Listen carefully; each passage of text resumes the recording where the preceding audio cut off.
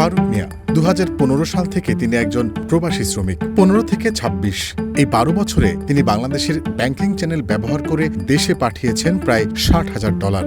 ডলারের বর্তমান রেটে যা প্রায় 72 লক্ষ টাকা। ফারুক মিয়ার মতো মালয়েশিয়াতে বৈধভাবে বসবাসকারী বাংলাদেশি শ্রমিকের সংখ্যা প্রায় 9 লাখ, যা দেশটির মোট বিদেশি শ্রমিকের 37%। এই রেমিটেন্স যোদ্ধারা বছরে $3 বিলিয়ন বাংলাদেশে পাঠান।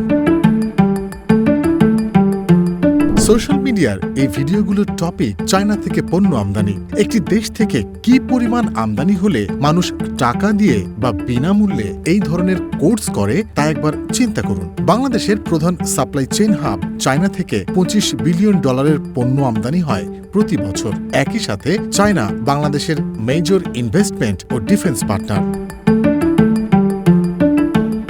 মালয়েশিয়া ও চায়না এই দুটি দেশই আমাদের অর্থনীতি ও নিরাপত্তার জন্য গুরুত্বপূর্ণ, আর এ কারণেই প্রধানমন্ত্রী হিসেবে তারেক রহমান প্রথম সফরে বেছে নিয়েছেন এই দেশ দুটি। তবে ভারত ও চীনকে এড়িয়ে তৃতীয় একটি দেশ মালয়েশিয়াকে প্রথমে বেছে নেওয়ায় বিষয়টি রাজনৈতিক অঙ্গনে আলোচিত হচ্ছে।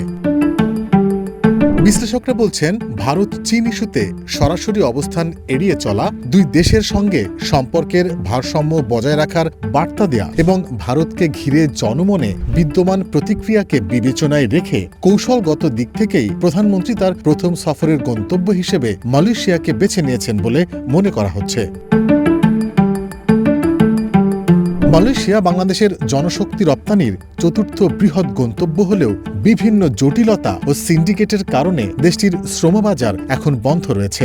সরকার এই বাজার পুনরায় চালু করতে কাজ করছে এবং প্রধানমন্ত্রীর আসন্ন সফরের মাধ্যমে এক্ষেত্রে উল্লেখযোগ্য অগ্রগতির আশা করা যায়। বিশেষ করে অবৈধ শ্রমিকদের বৈধতা দেয়া এবং নতুন করে শ্রমিক পাঠানোর পথ উন্মুক্ত করাই সফরের প্রধান লক্ষ্য। পাশাপাশি বাংলাদেশ থেকে আরও বেশি শিক্ষার্থী যেন মালয়েশিয়ায় উচ্চশিক্ষার সুযোগ পায় সে বিষয়েও দুই দেশের আগ্রহ রয়েছে। তবে মালয়েশিয়ার তুলনায় প্রধানমন্ত্রীর চীন সফরকে ঘিরে বেশি আগ্রহ তৈরি হয়েছে। 1975 সালে কূটনৈতিক সম্পর্ক প্রতিষ্ঠার পর নিউ ইয়র্কে এবং 2005 সালে বাংলাদেশ ও চীনের প্রধানমন্ত্রীর বৈঠকের পর সম্পর্কের 3 দশক পূর্তিতে বেইজিংয়ে দুই দেশ যৌথ ইশতেহার ঘোষণা করেছিল। তারেক রহমান এবং লি কিয়াংয়ের মধ্যে শীর্ষ বৈঠক শেষে আগামী 26 জুন দুই দেশ একটি যৌথ ইশতেহার ঘোষণা করতে যাচ্ছে। ঢাকা ও বেইজিংয়ের কূটনৈতিক সম্পর্ক 5 দশক প্রেক্ষাপটে এটি হবে দুই দেশের মধ্যে তৃতীয়বারের মতো যৌথ ইশতেহার ঘোষণা। প্রধানমন্ত্রীর এবারের সফরটি অতীতের যে কোনো সময়ের তুলনায় সম্পর্কে নতুন মাত্রা যোগ করবে। বিশেষ করে চীনের সঙ্গে ভারত আর আমেরিকার ভূ রাজনৈতিক প্রতিযোগিতা গোপন বিষয় নয়। ফলে দেশের স্বার্থ অক্ষুণ্ণ রেখে ত্রিমুখী ভারসাম্য বজায় রেখে চলাটা বাংলাদেশের জন্য জরুরি। প্রধানমন্ত্রী সফরের প্রস্তুতির সঙ্গে যুক্ত কর্মকর্তারা জানিয়েছেন, এই সফরের সময় চীনের প্রেসিডেন্টের সাম্প্রতিক পররাষ্ট্রনীতির 4টি উদ্যোগের অন্যতম ডিডিআই বা বৈশ্বিক উন্নয়ন উদ্যোগে বাংলাদেশের যুক্ততার ঘোষণা দেওয়ার কথা রয়েছে।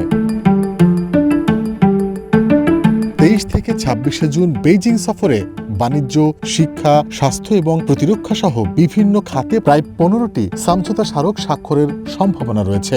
একই সঙ্গে দ্বিতীয় পদ্মা সেতু, তিস্তা প্রকল্প, যমুনায় নতুন সেতু এবং চীনা অর্থনৈতিক অঞ্চল সহ বড় প্রকল্পগুলো গুরুত্ব পেতে পারে। বিনিয়োগ বাড়াতে সম্মেলন, চীনা মুদ্রায় বন্ড, বৈদ্যুতিক গাড়ি ও কৃষি প্রযুক্তিতে সহযোগিতার বিষয়েও আলোচনায় আসবে। ব্যবসায়ী নেতাদের আশা, এই সফরের মাধ্যমে আগামী 2 থেকে 3 বছরের মধ্যে চীনে বাংলাদেশের রপ্তানি $3 বিলিয়ন উন্নীত করার ভিত্তি তৈরি হবে।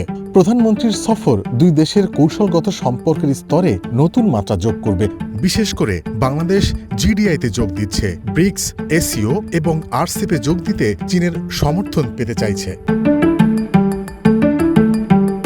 ফারুক মিয়ার মতো লাখো প্রবাসী শ্রমিকের ঘাম আর পরিশ্রমে দাঁড়িয়ে আছে বাংলাদেশের অর্থনীতির এক বিশাল ভিত্তি। অন্যদিকে চীনের সঙ্গে বাণিজ্য, বিনিয়োগ এবং কৌশলগত সম্পর্ক তৈরি করেছে উন্নয়নের নতুন দিগন্ত। মালয়েশিয়া আর চীন এই দুই দেশের সঙ্গে সম্পর্ক শুধু কূটনৈতিক আনুষ্ঠানিকতার মধ্যে সীমাবদ্ধ নেই, বরং সরাসরি জড়িয়ে আছে দেশের অর্থনীতি, কর্মসংস্থান এবং ভবিষ্যতের নিরাপত্তার সঙ্গে। এই বাস্তবতায় তারেক রহমানের প্রথম বিদেশ সফরকে একটি স্পষ্ট বার্তা হিসেবে দেখা যেতে পারে। ভারসাম্য, কৌশল আর জাতীয় স্বার্থকে সামনে রেখে বাংলাদেশ এগোতে চায় এক নূতন ভূরাজনৈতিক বাস্তবতার দিকে।